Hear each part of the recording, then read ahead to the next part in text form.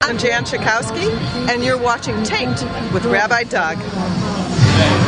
It must be you to help me make it through my days and nights. It must be you to hold me when I need a friend. My definition of heaven on earth might be short and sweet.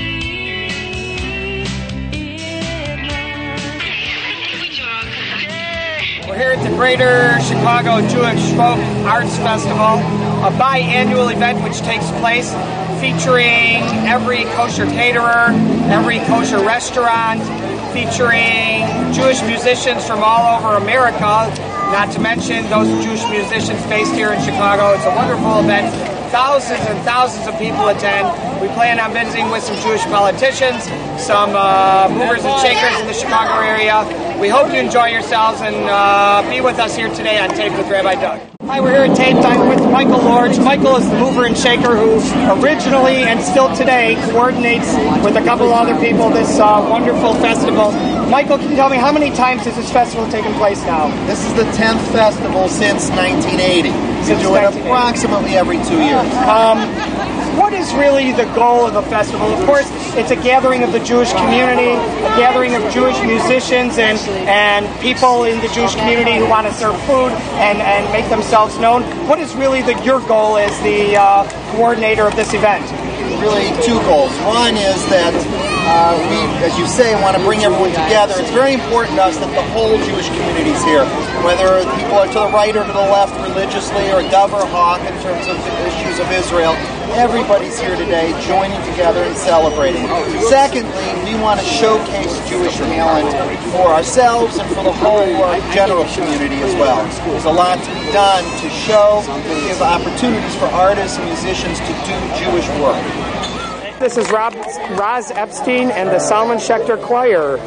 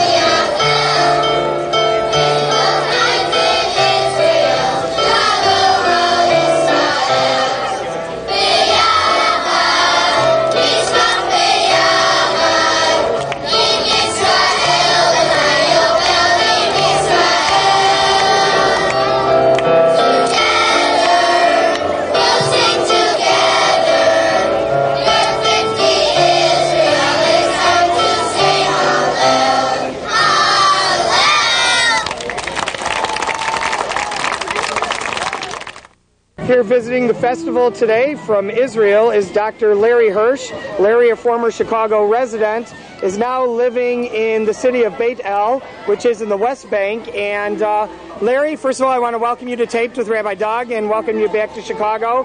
I hope you're enjoying yourself here at the festival today. Great. Tell me now, in the news right now is the big news about giving away 12%, 15% land to the Palestinian Authority so that they can have self-rule there. Tell me, you living in Beit El, which is right in the heart of the West Bank, is this now something that you're worried about, your own safety or security where you live? The answer is yes. Giving more territory to to Yasser Arafat after the whole peace process. I think the clincher was in September 96, when the Arabs rioted around Sukkot time, just before the holiday of Sukkot, right after Yom Kippur, and in 2 days, 16 Israeli soldiers were killed, rioting, the Shechem Yeshiva was burned down. I think that really showed that the whole peace process really is a fraud, and giving more land, more territory to Arafat certainly doesn't further good in the world and doesn't further any good in our corner of the world. I see the rocks and the damaged cars just yesterday when I was still in Israel on the Jewish Sabbath on Shabbos. I was taking a look at a neighbor's front windshield, which had a huge 2-foot diameter spider web in the front windshield. He has at least a somewhat thickened glass, like all of us do, thickened glass and fiberglass windshield. So, but no, it won't do any good for anyone. Not there. What about the peaceful Arabs who really do want to live in peace, really do want to have a peaceful self-ruling, want to live next to their Jewish brothers and sisters in peace? Do you have contact with people like that, or do you just see the ones who are out there to really not get along? No. I mean, we have Arabs who build in even in Beit El. For example, one of my neighbors is having an Arab workman build him a third floor. So I'm a physician. I got pulled in. The Arab had his nephew, his brother's son, had some sort of genetic disease, and he asked me all sort of questions and who I would recommend to send him to. And then just a week or so later, the householder, the man who was having his house third floor built on, ran out of gas in the north end of Ramallah, the entrance to Ramallah, went to the Ramallah gas station and asked for a can of oil. The Arabs were all laughing. And who showed up was the Arab workman who said, he's my friend, give him the gas. Sure, I see the Arabs. But the point is, it's just like in America. The average Joe is not in charge of the government. And the average Joe is not in charge of the government in Arafat land either. And Arafat is Arafat. He's a terrorist, always was a terrorist. He's backed by every anti-Semite and terrorist on the face of the earth.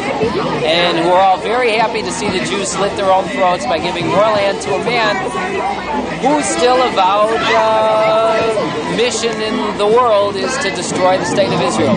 He's only asking for 12% now, so he can ask for 12% later, and the whole rest of it later. Whatever he can get now by not firing a shot, he'll take, and then the big thing will start later. Sooner or later, there will be a war. This only encourages it and creates more damage down the road.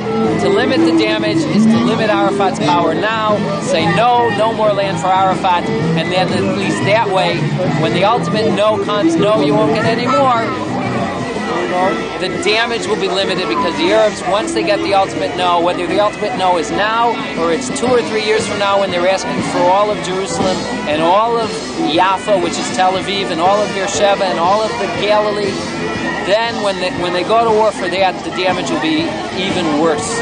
I understand what you're saying. So tell me, do you yourself feel safe when you drive from your West Bank home in Beit El to go to the city, to go to Jerusalem, to go to Tel Aviv? You obviously have to go through many areas where there are hostile Arab towns, probably right by the self-ruled Palestinian Authority. Of course, there are the peaceful ones too, but certainly you go through those areas. Is it an unsafe feeling each time you travel? You hit the nail on the head. I don't think any American who looks at the situation can appreciate what an Israeli goes through.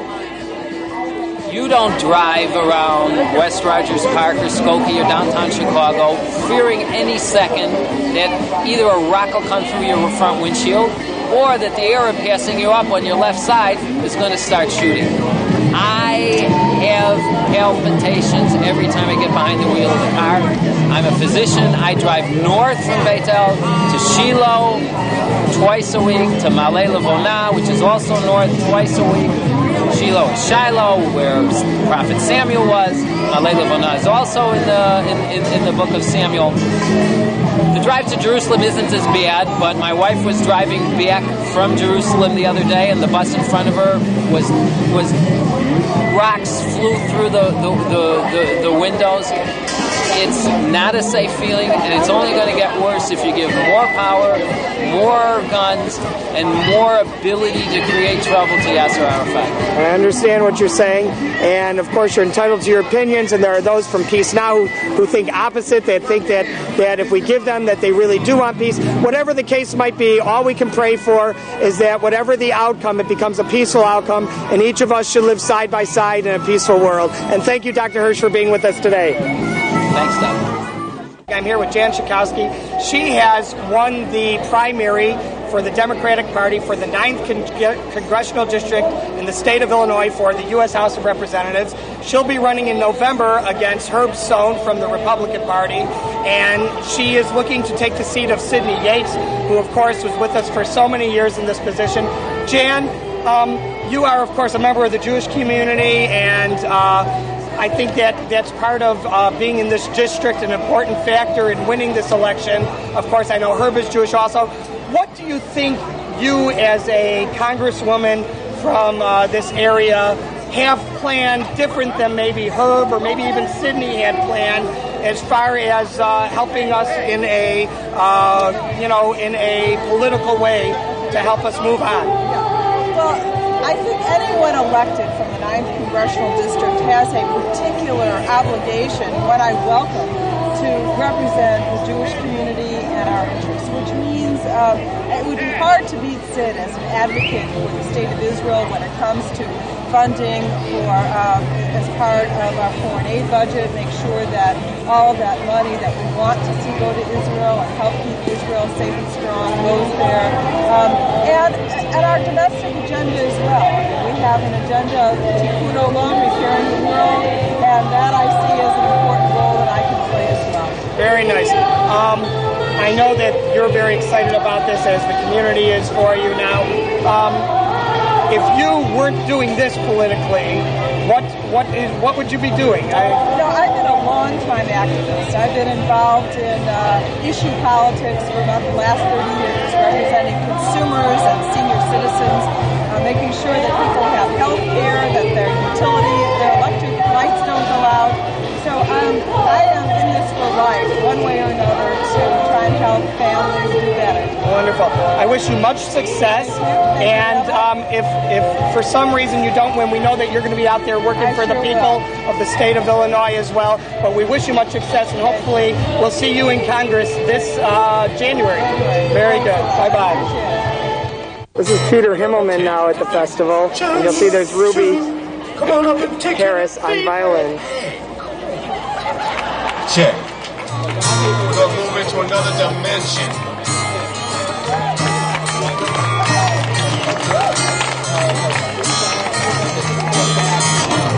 Yeah. How's it sound out there? It's just what I like to hear. When you need me, I'll stand beside you. I'm there for you. Wherever you go, when you're hungry, I'll satisfy you. But that's the mission of my soul. Come on, yeah, yeah, yeah, yeah.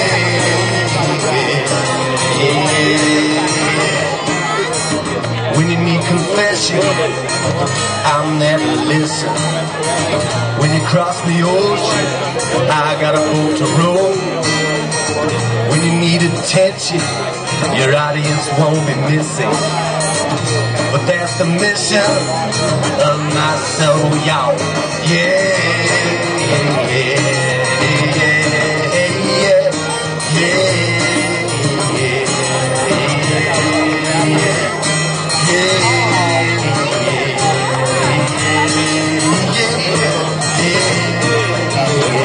Cindy, yeah, violin. Webby, make it happy now.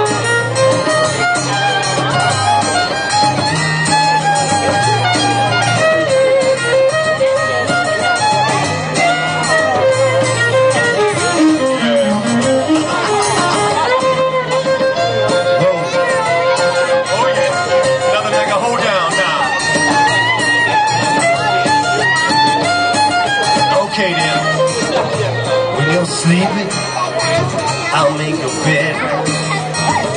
When you're unsure, I'm gonna let you know. I say, baby, don't trouble your head. But that's the mission of my soul. Sing it. Yeah,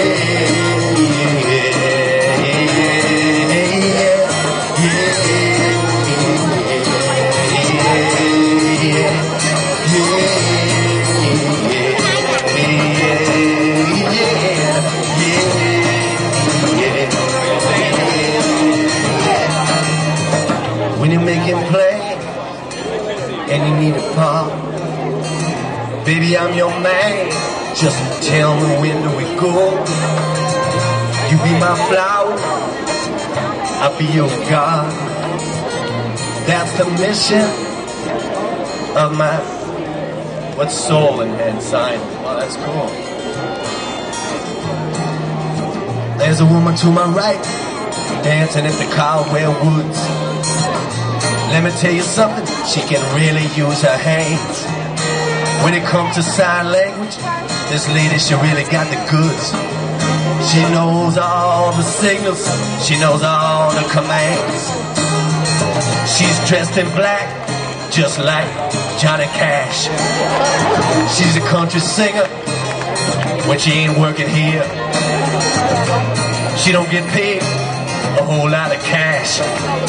But let me tell you something, they give her free 6 packs of beer. Yeah, come on. Yeah.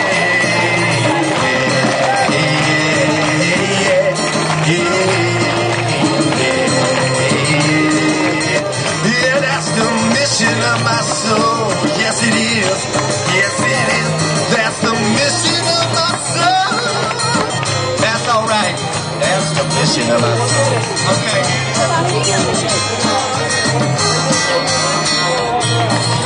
Thank you very much, ladies and gentlemen. That's Ruby Harris on the violin. Ruby Harris. Hi, we're here at Taped with Rabbi Doug. No. We're here with the Northtown Neighborhood News Magazine, a presentation of the Northtown Community Council. No, we're here with Taped with Rabbi Doug here on... Wait a minute, you're on Monday at 8:30. No, you're on Thursdays. How could this be? Wait, you're on Thursday at 7. I'm on Thursday at... I'm on Thursday at 7:30. You're on Monday at 8:30. And wait a minute. I'm seeing double. There's 2 camera guys. Hey, well, thanks. Welcome to the show. Oh, thank you, and welcome to my show. Avy, what do you think of this Jewish festival here? I'll tell you, it's unbelievable. I don't think they've ever had a bigger crowd. I've heard estimates that they've had at least 40,000 topping their all-time crowd. Some of the acts, Peter Himmelman was absolutely fantastic.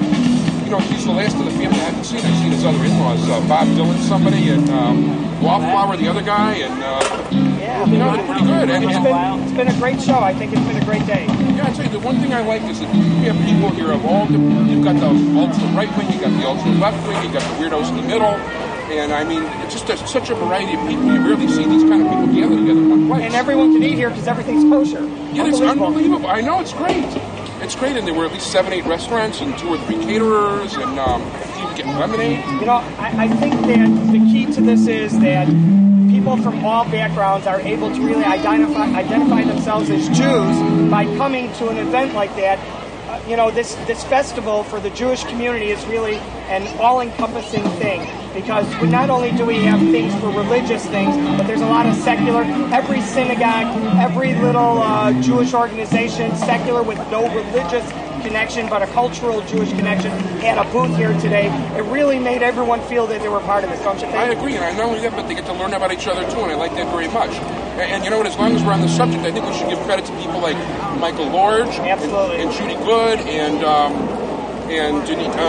Naomi Bayer, sorry about that, Mike Heimlich, Denise Heimlich, I'm leaving out names, but these are all volunteers. And the Jewish Federation for their help in this also, and all that they helped put this together as well. I think that, you know, that's another thing. Not only are the members of the community able to come together for something like this and help make it work, but also the Jewish organizations in the community are able to work together no matter what their affiliation and help make something like this work. I love it. I mean, you took a look where the booths were. I mean, people from the far left were right next to the far right, and they weren't even killing each other. It was great. It was wonderful. Well, Avy, I want to thank you for being on my show. No, I want to thank you for being on my show. All right, and hope to see you again soon on Tape with Rabbi Doug. And join us every Thursday at 7:30 p.m., Channel 19 Chicago, Channel 3 Evanston. All right, and remember, I'm here with Rabbi Elisha Prero. He is the leader of the band Evan Shazia. Can you tell me a little bit, what is Evan Shazia? What does it mean? What does the band mean to you? How come you put it together?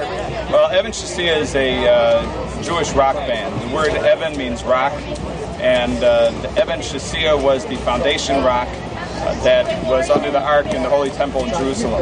It's a kind of a play on words, but what we're trying to do is to bring the deep spirituality of the Jewish music into the modern idiom. So what we do is we take words that are largely from Tehillim, from Psalms, and some words from the morning liturgy and the prayer book, and we put it to the medium that all of us grew up with and relate to, which is rock and roll. And tell me, how long have you, for example, been playing guitar, singing, and so on? I've been playing guitar for a little over 30 years, although there was a period after I got married that I kind of put it down. But then when we got together for a Purim festival about 5 years ago, we got together to play for the synagogue, and we've been playing ever since. Great. And tell me, in that 30 years of playing guitar, how long have you been into the Jewish music that you're doing? You know, not the exact music you're doing now, but certainly the Jewish music scene. Is this something new to you, or is it something that you really always were into? I've always played Jewish music. I've played Jewish music and secular music as well, and this is an opportunity to take the Jewish part of the music and to put it to the kind of music that we think people really relate to. It's certainly the kind of music that we relate to. Well, we love your music, and I wish you much success with the band and in all your doings. And thank you for being with us here on Taped with Rabbi Doug. And we hope to see all of you again too. Thank you. This is Evan Shazia at the festival.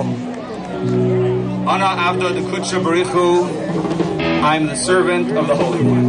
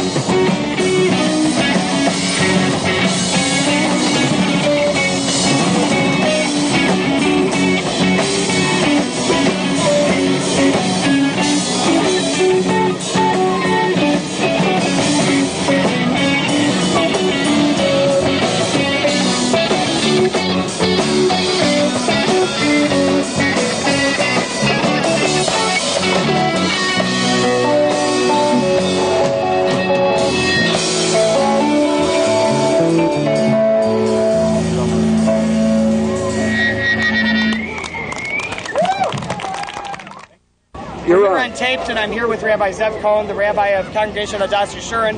Rabbi Cohen, you're here at the festival today, enjoying yourself. Can you tell me, this festival has really brought together the Jewish community in all aspects, Orthodox, Conservative, Reform. What do you think the importance of really actus, of unity in the Jewish community is for we as a Chicago Jewish community? I think, Rabbi Doug, it's stressing the fact that as Jews there's a lot of things that link us together. We have to try to stress those things and not stress the things that bring us apart. That's very true.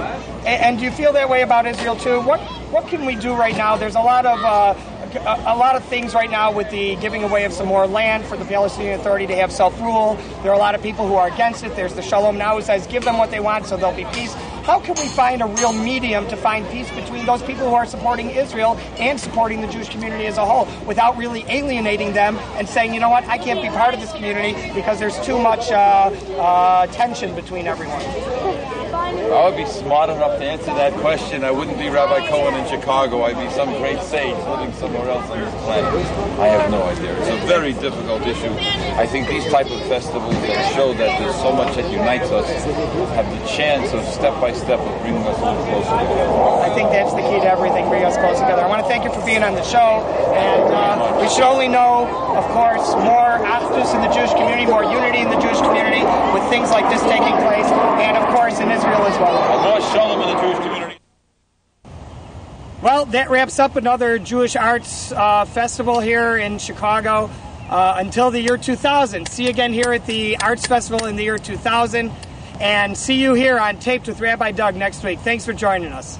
Cappella at the Jewish Arts Festival. I'm home again, Rose, to get the sun back in my sky. My Rosie got the shoe rose, got the Karen Alpanai. Oh, Simcha, Adiro and Chomet HaChuppah. Tobala, Hareat Yodat, Yesh Li Tabat. My Rosie got the shoe rose, Bli Ahuva O Chavera. Little Rose, he got the shoe rose, but I'm more tachat chuppah.